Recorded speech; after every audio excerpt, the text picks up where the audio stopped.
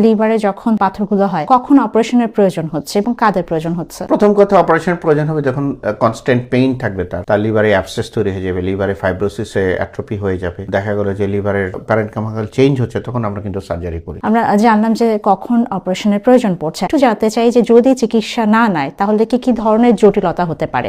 ধন্যবাদ। আসলে তো লিভারের পাথরকে একটা বিনাইন ডিসঅর্ডার, কিন্তু রোগীরা আসলে প্রথমে পাত্তা দেয় না। রোগীরা আমাদের কাছে অনেক পরে আসে, দেখা গেল একটা সেগমেন্ট, একটা ছোট্ট স্টোন 3.5 মিলিমিটার, সেটাকে পাত্তা দিল না, সে 6 মাস পরে আবার আল্ট্রাসাউন্ড করে এটা আরো বাড়লো, লিভারের কস্টটাকে সে তো ডিমিনিশ করছে না। সো দেখা গেল যে মাল্টিপল সাইডে লিভার পাথর হতে থেকে, লিভারের পাথর থেকে লিভারের ইনফেকশন হয়, বারবার কোলিনজাইটিস হয়, রোগী বারবার দেখা গেল অ্যাবসেস হয়, পুজ হয়, ultimately liver function disorder develop করে, লিভার ছোট হয়ে যায়, এবং আলটিমেটলি যেটা হয় লিভার ক্যান্সারও কিন্তু টার্ন নিতে পারে। এটা সবচেয়ে ভয়ানক, দীর্ঘদিন যদি থাকে it may turn into liver cancer. So আমার মনে হয় যে লিভারে যদি পাথর থাকে দ্রুতই ডাক্তারের কাছে যাওয়া উচিত। যে সার্জারি লাগবে এটা ভয়ের কোনো কারণ নাই, কারণ লিভার সার্জারি করলে কিন্তু লিভারের সুবিধা একমাত্র লিভারই, যেটা রিজেনারেটিভ ক্যাপাসিটি আছে। লিভার সার্জারি করলে লিভার বড় হয়, সুতরাং লিভার কাটলে বড় হয়, লিভার সার্জারিতে ভয় নাই। আমি এটা একটা বলি সবাইকে, এটার জন্য পুষে রেখে কোনো লাভ নাই।